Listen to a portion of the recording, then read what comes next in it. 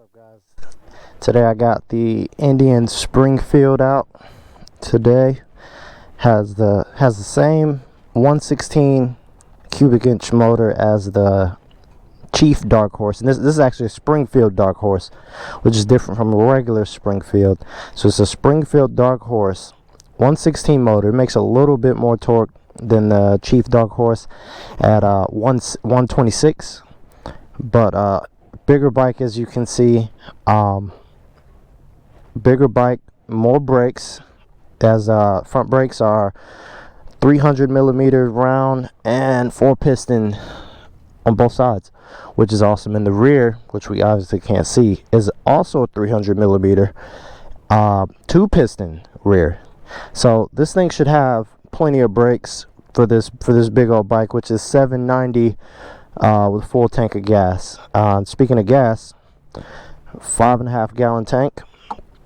The computer was reading about almost 300 miles of range. It was like 270 or something, which is pretty good for this big old bike. I guess if you took it easy and just chilled, you probably could hit that 300 mile range. But lock right here for the saddlebags, which they're unlocked right here, and it has an auto lock feature, which means when you get rolling, it automatically will lock for you. But saddlebags pretty straightforward. 22 pound limit in there if it matters. But we're gonna go ahead and see a little bit more busy here today at the new official Twisted for Life recording location. But as always, we start with the dash. It's sitting there. I'm back. I don't know what the GoPro just did, but it decided it wanted to shut down. But don't remember what I was talking about. I'll just keep going. So the dash doesn't have the really nice dash. It'd be nice if it had it, but I think they'd have to redesign this a little bit, because that dash probably wouldn't. I'd like it here. It'd be nice, but they'd probably have to redesign all of this. But it's pretty simple. Gives you everything you need. Right now I got it on RPMs. Gives you a little small digital fuel gauge, time at the bottom. Still has a shift that tells you what gear you're in. I can't think, but gives you volts. One of these is the temperature. I'm not sure. They explained it, but I'm not really sure. It's reading 41.8 miles to the gallon. That is pretty good, but I mean, it's only 2 cylinders. Should be pretty good. Range of 216, so I was wrong about the 300 I said earlier. 216, so you probably get 250. I would estimate. The bike has 800 miles on it, and to get it into sport mode, change your modes. So I guess I should show you that real quick. Bear with me. Alright, so there's 2 little triggers on the back. One there and one there. And so the one on the left does more trip stuff, and the one on the right does more of like tire pressure, rider modes, which you put it on this screen, then you hold it till that goes. So now I'm in standard. Click it, tour, sport. I'm gonna start off in standard. I'm not really too worried about this bike. I just always start out in standard, so that way I get a good feel for the bike, and then hold it, come out of that screen, click it again. That's the cylinder deactivation, because this is the same 116 motor as the Chief Darkhorse, so it does get the cylinder deactivation despite this motor being air cooled, which I didn't know this motor was air cooled. I didn't know the other bike was air cooled. I didn't even pay attention to it. So like I said, we're gonna start off in standard for now and get back to the RPM screen. I'm pretty sure this revs up to the same RPMs that the other one does. Oh, I passed it. Alright, so let's get this baby rolling. Let's see how she feels. Oh, I didn't know it had that. Let me show you that real quick. So a lot of new bikes have a quick start feature, which means you don't have to press the you don't have to hold the button till the engine starts. You just tap it, it does the rest for you. And unlike Triumphs, you don't have to hold the clutch in. It's kind of annoying, but it kind of made sense. Okay, so let's get moving. It is weird on this bike being mid. I've never ridden a bike that has mid controls with floorboards, so this is a little weird. It is a little weird, I'll be honest, but I'm sure after some time you get used to it. You do feel the extra weight of this bike. I didn't ride this one around as much as I did the Chief Darkhorse before I started filming, so I was already pretty comfortable with that bike, you know. But this bike I haven't. I literally rode here, started recording. This is fresh, so you get to see what it's like, you know, what you can expect. But I don't feel anything different than, you know, let's compare. If I compare it to my Thunderbird that I had, this has more torque than the Thunderbird, but it doesn't feel as heavy. The Thunderbird, you know, had a big parallel twin, really nice motor. Okay, well, I guess I'll go on the other side. Really nice motor, but it's night and day difference between that engine was really nice, but this one I feel like it's better. But that was a 2012. This is a new bike and a new engine, so you know that would make sense. But initially when I first hopped on this bike, what I felt was how smooth the engine was. I mean, sitting there idling at a red light, I barely even knew the thing was on. Oh, I keep missing a gear. I'm getting used to, you got to have your feet all the way forward, and I want to have my feet back here, but no, that's for when you cruising on the highway. That's for when you're cruising on the highway or whatever. You just, you know, you can bring your feet back if you want, but keep them forward under any other circumstances. But I'm gonna see if I can get a clearing and do a quick, actually looks pretty clear. Actually, I'm gonna come around. Bear with me, guys, bear with me. I'm gonna move over a little bit.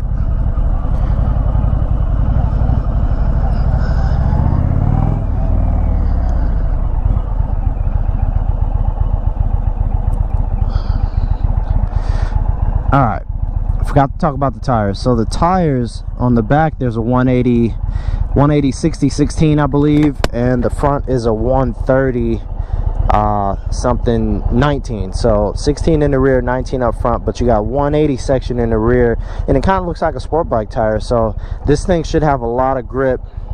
There's not much heat in the tire, so I'm gonna take it easy. And this is standard mode. I'm gonna try this in standard mode, 0 to 60. And no tricks, just gonna see how gonna see how I go.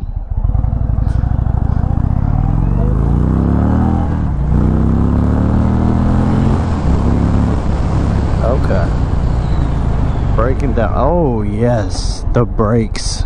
Oh, I can't wait to talk about the brakes. It's definitely slower than the Darkhorse. The Darkhorse, it is a Darkhorse. The Chief, definitely slower, but I'm gonna do another one, see if I hit it in second. I don't know where Redline's at, so I can't remember if I can keep going or do I short shift. I believe I short shifted though, so I'm gonna peg it off the limiter a little bit. Let's see. All right, well, no, why do I keep doing that? I keep going where there's a lot of rocks at. And I don't want this thing to slip out because I don't know if it has traction control, all that stuff. Alright. The clutch engagement is really nice. It feels just like the Chief Darkhorse, where it's just nice and smooth, effortless. Just like the brakes, I like nice firm feel. But that clutch it gives you good feel, you know, and it engages right where you want it, right in the middle, not too far off the handlebar. So we're gonna try this again real quick. I'm gonna try to see if I can get in a second.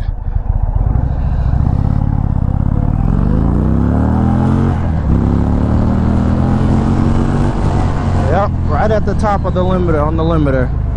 Oh, this thing brakes. Oh my God. Those brakes are really good. God. Oh yeah, I gotta do a brake test. Alright, let's do a brake test real quick.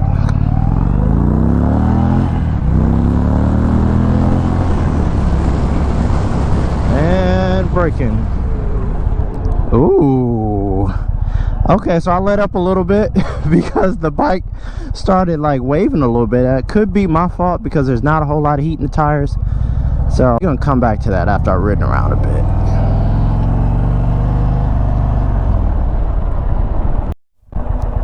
Alright, I'm back.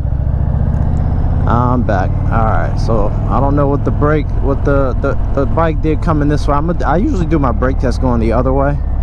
So that's what I'm gonna do, because there's a lot more rocks and stuff over here, so we're gonna spin her around. But the brakes feel fantastic. Oh, he would walk out when I'm about to do the pull.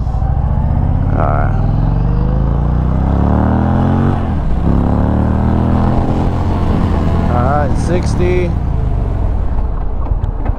Yep, ABS comes on. When the ABS comes on, you know, on a hard brake, full brakes, the bike it doesn't slow down as good. But if you can keep ABS from activating, this bike's gonna inspire you to use the brakes, because they feel good.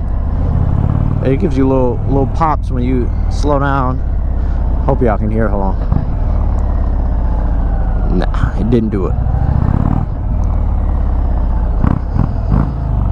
But I did mention in the last video that the Chief Darkhorse, I didn't like the way the engine sound.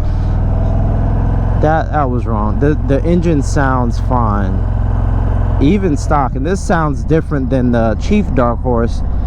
It has a little bit different exhaust on it, and it's a little bit louder.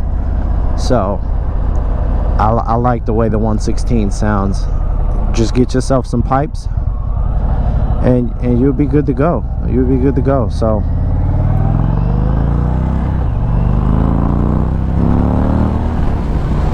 the bike does pull pretty nicely. I can't lie, it pulls really nice. And it just, the power feels good. The engine is smooth. You don't even feel like there's an engine underneath you running. Like, it's literally right there. The seat, let me talk about the seat real quick. It's similar to the Chief Darkhorse, but better. It still cuffs you like the Chief does, but it's a little bit bigger, I think, in my opinion. It feels a little bit bigger, and I just feel better on this bike. I'm used to a bigger bike because my Triumph was bigger. It was 750 pounds wet.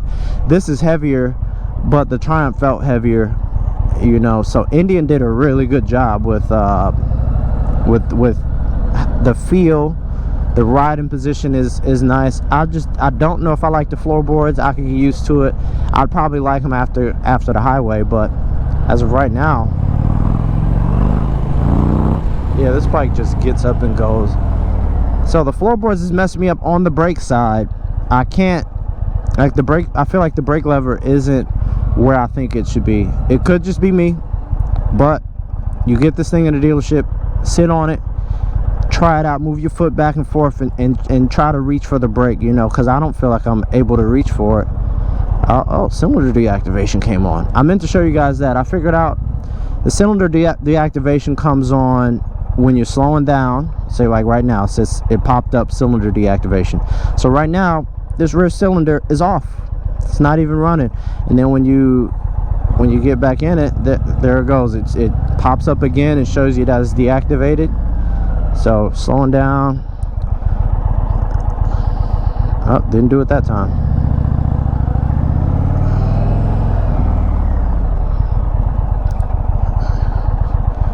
Didn't do it that time either, but it did it before, so I hope you guys saw it. But I'm going to wrap this section of the video up, and I'm gonna see if I can get this thing out on the highway, kind of running out of time, but I'll take it on a quick highway run and see how it rides in. I'll see you guys soon. Alright guys, on the highway, did a quick little highway run. I actually could have did a longer one if I decided to, but I'm getting off on the exit now, so I figured I'd start talking about it. A couple things I noticed. The speed is very effortless on the highway. It has plenty of pull, so much it's like it feels like it's working very hard, and you look down and you're going pretty quick. It doesn't show its speed, you know. It's very smooth. If you just chill, you cruise, you're gonna love it. It's just fine on the highway. I don't mind wind, so I love it. It feels nice and nimble. Even at this speed, you feel like you can move around how you want. The engine though, this is not where this engine lives. Like, higher, you know, speeds. If you're, you know, a guy that runs his bike a little bit higher in the rev range, let's just say, on the highway, you're not gonna like this for that. You're not, because I don't. My Triumph, it was a lot better on the highway in terms of just all out grunt. It didn't feel like you were working the motor that much. That was a 1600 though. Wait, this is a 116, so is this a, I'm not sure. That was a 1600. It had close to this bike's torque, and it weighed a little bit less, but that bike didn't have as comfortable of a seat. This has a better seat, but that bike was just better on the highway. It just felt like it was made for the highway, whereas this bike doesn't feel like it was made for the highway. Not one bit, whatever. Doesn't feel like it was made for the highway. It feels like it's more, I mean, you can ride on the highway just fine and you know, be comfortable, but it doesn't feel like that's what we're really wants to be if you're higher in the RPMs. But if you're lower in the RPMs, you're just chilling, it's just fine. It's just fine. One thing I did notice, well, I was going pretty fast, but these floorboards, because there's no shield down there, it kind of if you're going pretty fast and you go to downshift or just move your foot off it, the wind picks your foot up. Just something small I noticed. I barely even used any fuel. This thing is very fuel efficient. Oh, missed the shift again. It's not the bike, that's me. Transmission is very, very, very smooth. I like the transmission. Oh God, caught a bug. I really like the transmission. Same as, you know, it does feel slightly different than the Chief Darkhorse, but not so different that it's like, oh, this is garbage, or, you know, this and that. It feels fine. Nice clicks. I like the clunks that it makes. It just sounds like, it feels like something's happening. But overall, this bike is really nice. I wish I could have rode the Chief Darkhorse on the highway to really compare the two, but I'm very comfortable on this bike after riding it for this amount of time, and I would recommend it. If only, the only thing stopping me from recommending it is the dash. That's unacceptable in this day and age. But maybe there's something they're working on, you know. Maybe there's something that's in the works for the next model year, you know. The bike feels very nimble. It's very easy to control. It's just like, to me it feels like if you scaled up a Chief Darkhorse, this is what you'd end up with. I mean, look at that. Just let go. It's fine. It just feels like you're floating. It feels like you're floating above it all. It doesn't even feel like you're really riding a bike. You know, everything's very smooth. The brakes are very smooth. Oh, wait a minute. I need to make a left. I almost missed my turn. If you don't get in here, you will not get in. So, alright. Since we're in traffic, I saved most of the talking for when I was in in traffic, so that way you guys can hear me, because for some reason I couldn't even hear myself on the highway if I decided to talk. That's why I waited till I was about to get off to start talking. But I got on the highway long enough to know, you know, this bike is pretty good. It's not pretty good. I like it. I really do. I like it. I wish it was louder though. You know, sounds good stock.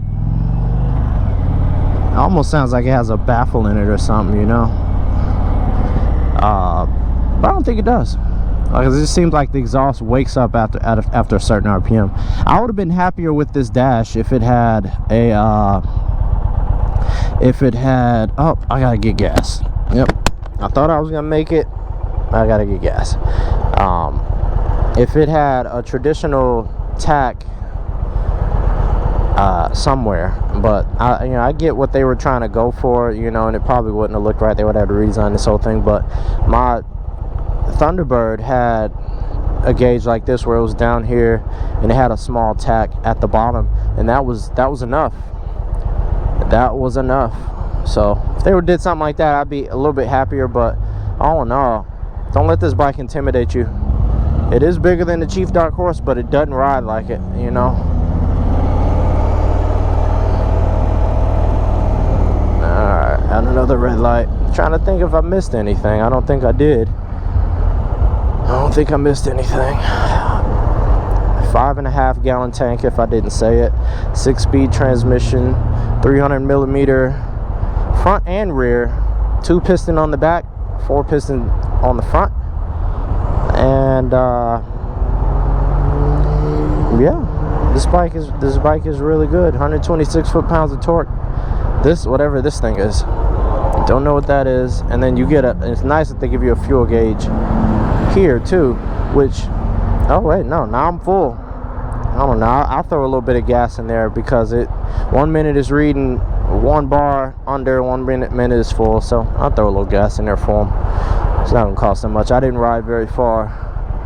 So all in all, guys, if you like this bike, Indian and Buford is where I rented this bike from. It's $50. It was $50 for 2 hours. You can't beat that, you know. $50 for 2 hours, pretty good. So that's what I did. That's what I did with this bike. That's what I did with the. Oh, that's not good. That way that wobbles around. Almost feels like you do something wrong, tank's gonna fall off. But $50 for 2 hours, and that's the Indian and Buford. I've never been to any other Indian dealership. It's the only dealership I've ever been to, and I always get the same customer service every time I go. They're very kind and knowledgeable. So if you're interested in this bike, that's where it's at. And if you made it this far, thanks for watching, and have a good day. See ya.